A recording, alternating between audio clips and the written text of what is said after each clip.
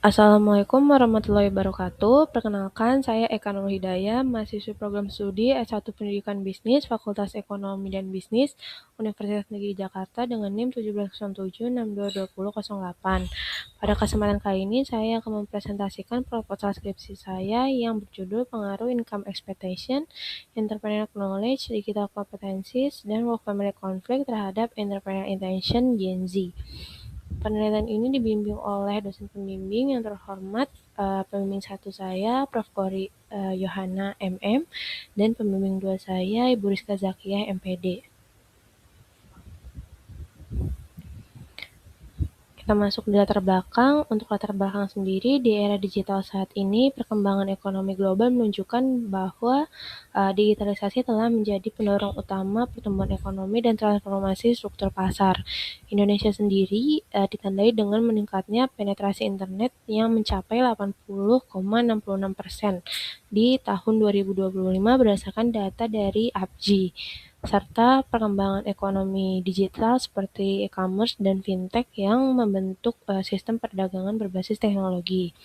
Sektor UMKM di sini juga turut memainkan peran penting dalam perekonomian nasional dengan kontribusi pada PDB itu sebanyak 65%.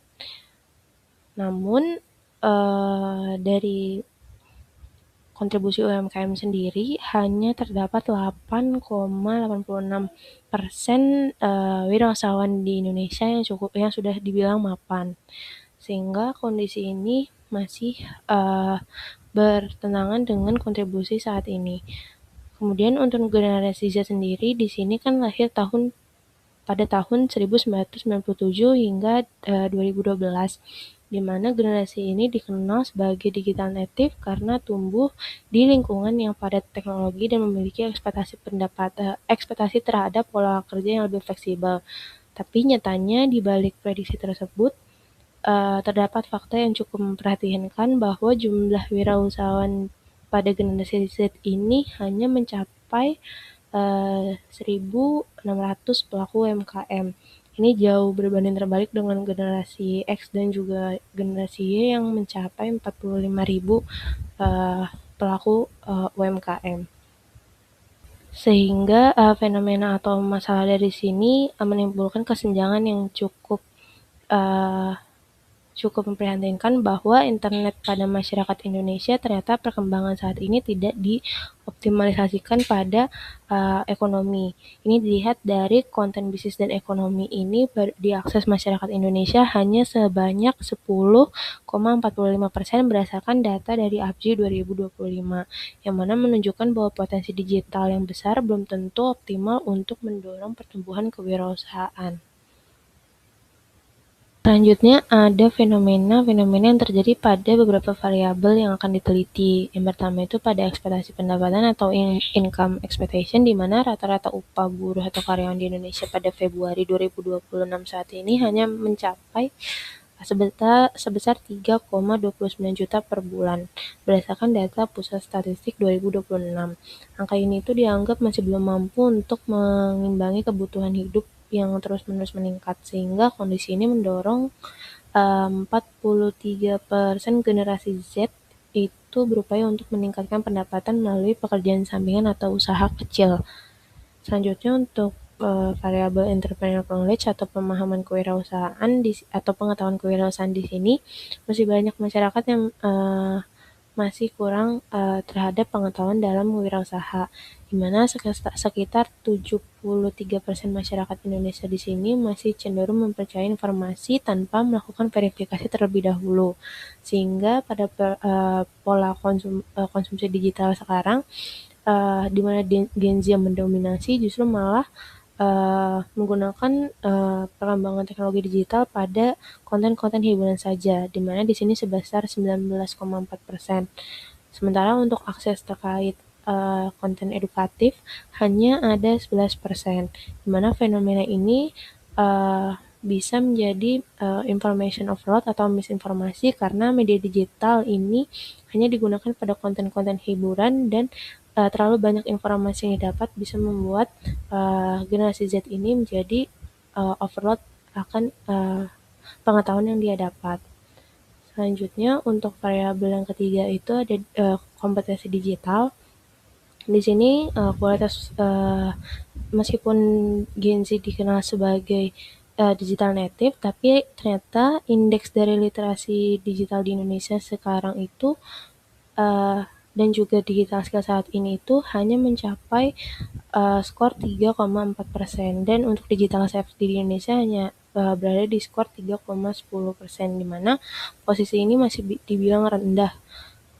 Kondisi ini tuh menunjukkan bahwa kemampuan digital mayoritas masyarakat ini masih terbatas pada penggunaan dasar saja, jadi belum memanfaatkan teknologi secara strategis untuk pengembangan usaha. Dan untuk variabel yang terakhir, konflik dari pekerjaan dan keluarga, di sini sekitar 67% masyarakat Indonesia masih ada pada kondisi sandwich generation atau menanggung tanggung jawab keluarga secara finansial, dan sekitar 16,3% diantaranya itu adalah generasi Z. Nah, dari beberapa data yang sudah didapat, stres dari generasi Z ini didominasi oleh prospek karir, kondisi keuangan berjangka panjang, dan juga kesejahteraan keluarga, sehingga tekanan dari pekerjaan dan keluarga ini menciptakan dinamika psikologis yang secara langsung mempengaruhi keputusan dalam berwirausaha.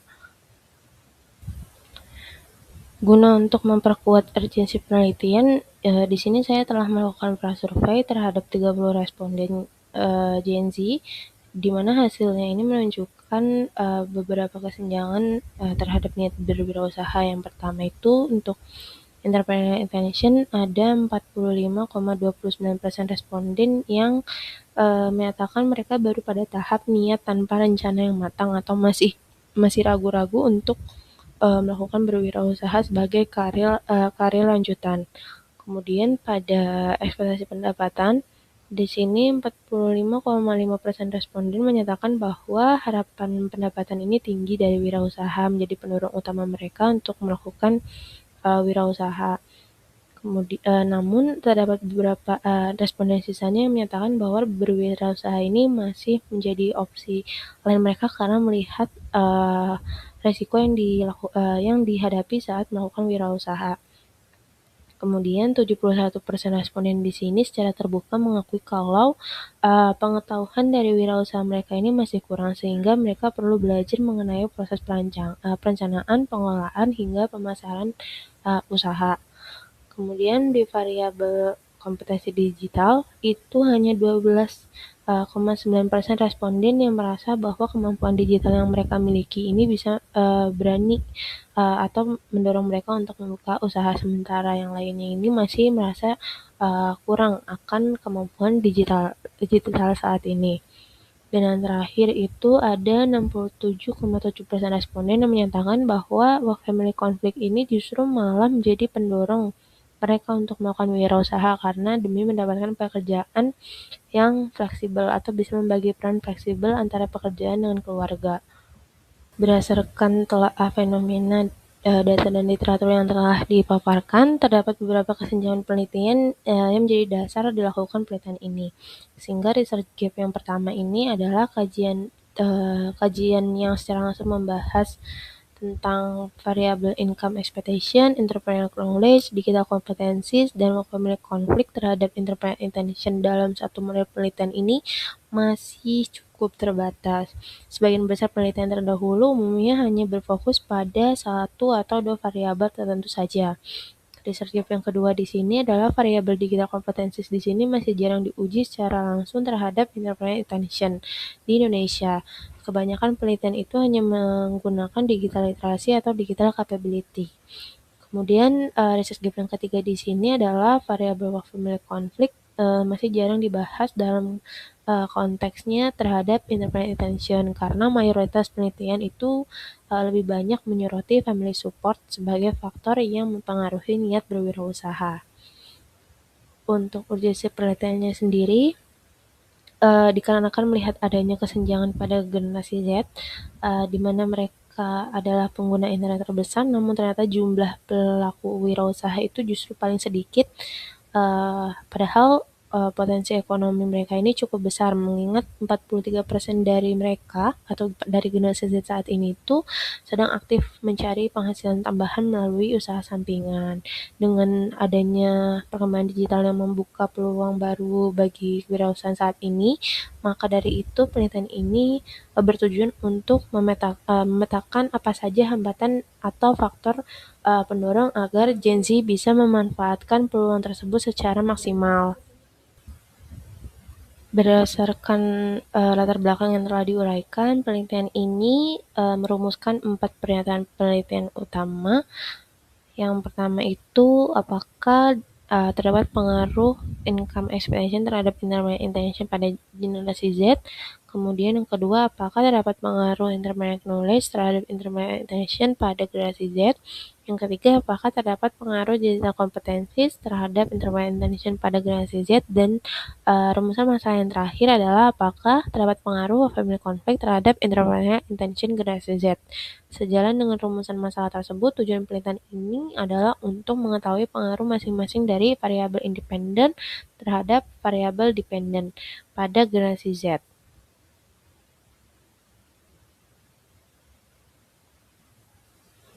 Selanjutnya ada grand theory yang dipakai dalam penelitian ini adalah teori of planned behavior atau TPB. Kajian teori ini melandasi penelitian saya dikarenakan TPB ini menjelaskan bahwa perilaku yang dilakukan oleh seorang individu dipengaruhi secara langsung oleh niat perilakunya, di mana semakin kuat niat individu untuk berperilaku, maka semakin besar pula peluang perilaku tersebut untuk direalisasikan.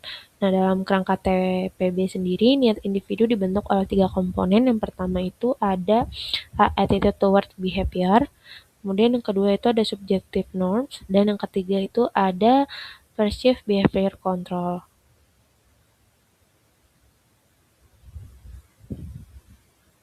Selanjutnya ini adalah tinjauan pustaka dari variabel yang saya gunakan. Yang pertama ada income expectation atau ekspektasi pendapatan, merupakan harapan atas imbalan material yang diperoleh melalui usaha, mencakup harapan akan pendapatan dalam bentuk uang maupun barang untuk memenuhi kebutuhan hidup. Kemudian untuk variabel yang kedua itu ada entrepreneur knowledge, di mana pengetahuan kewirausahaan ini adalah pemahaman individu mengenai kegiatan bisnis yang mencakup identifikasi bisnis, cara membangun usaha, pemasaran, keuangan, hingga struktur organisasi. Kemudian variabel yang ketiga adalah digital competencies, keterampilan kompetensi digital atau kemampuan keterampilan digital ini adalah sikap dalam menggunakan media digital untuk beradaptasi, bekerja, dan memecahkan masalah secara mandiri, namun secara mandiri maupun kolaboratif dengan cara yang kritis, bertanggung jawab, dan juga kreatif.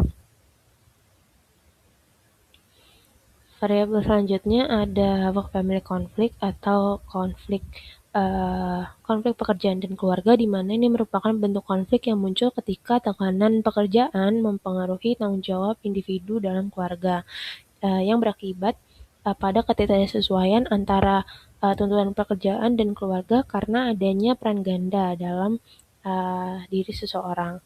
Dan yang terakhir itu ada entrepreneurial intention. Di sini adalah niat wirausaha yang merupakan pola pikir individu yang mencakup keinginan, harapan, dan cita-cita dalam memengaruhi keputusan untuk terlibat dalam kewirausahaan.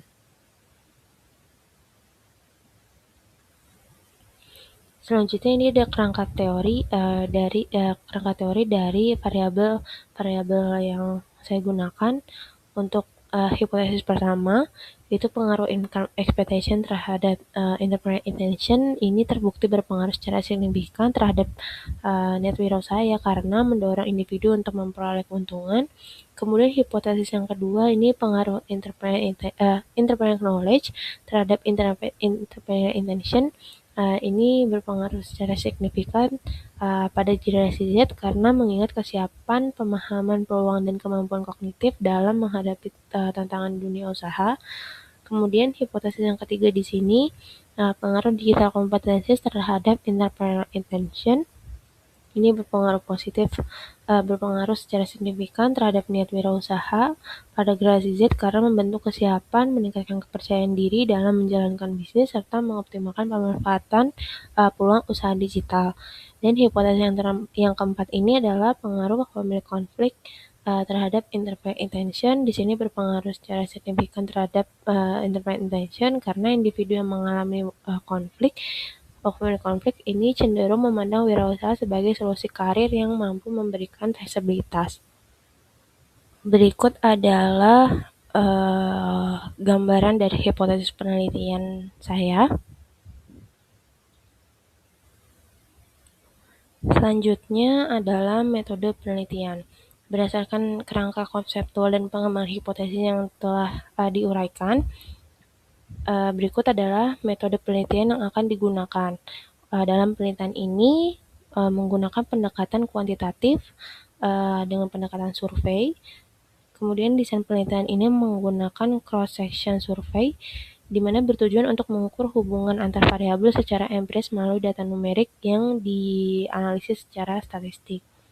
Kemudian untuk populasi sendiri ini adalah generasi Z yang berusia 18-29 tahun atau kelahiran 1997 sampai 2012 di wilayah DKI Jakarta. Kemudian untuk teknik samplingnya di sini menggunakan purposive sampling, di mana bagian dari non-probability sampling.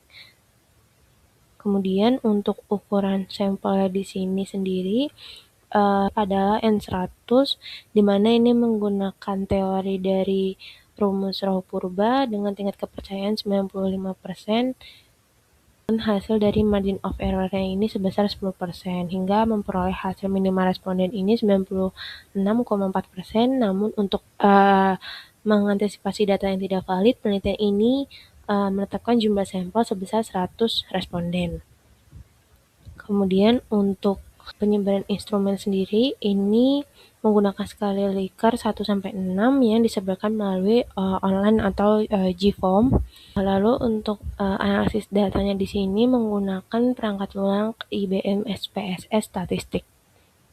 Kemudian di sini ada tahap analisis data. Yang pertama itu ada uji instrumen. Di sini diuji validitasnya dulu untuk melihat apakah pernyataan dari kuesioner yang sudah disebarkan ini sudah akurat dan tepat sasaran dalam mengukur apa yang mau diukur dalam penelitian ini dengan menggunakan teknik korelasi produk moment present dengan kriteria R hitung lebih besar dari L tabel pada taraf signifikasi 5%. Jadi jika terpenuhi maka butir pernyataan dalam kuesioner ini bisa untuk digunakan karena valid.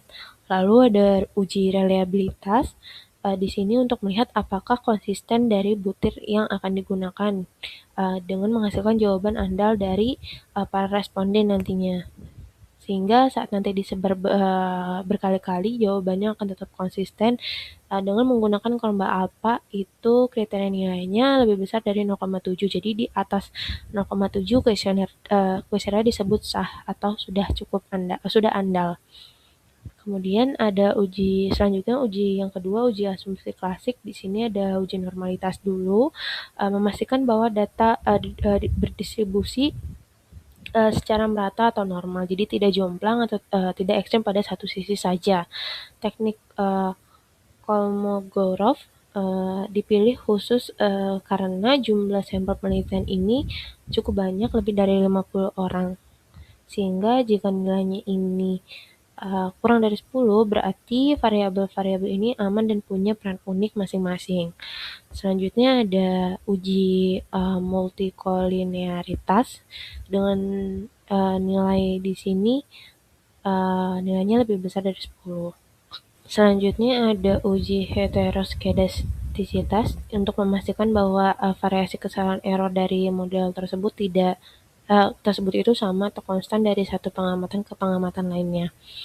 Kemudian uji yang terakhir itu ada uji hipotesis. Ini di sini ada uji T digunakan untuk melihat pengaruh secara sendiri dari variabel independen dari variabel X terhadap variabel Y atau variabel dependen. Dan yang terakhir ada koefisien determinasi. Uji ini untuk menunjukkan seberapa andal dan seberapa besar persentase gabungan dari seluruh variabel X terhadap Y. Kemudian untuk total indikator kuesioner dari penelitian ini sendiri sebanyak 33 butir. Kemudian variabel yang diteliti dalam penelitian ini ada 5 dan jumlah responden ada 100.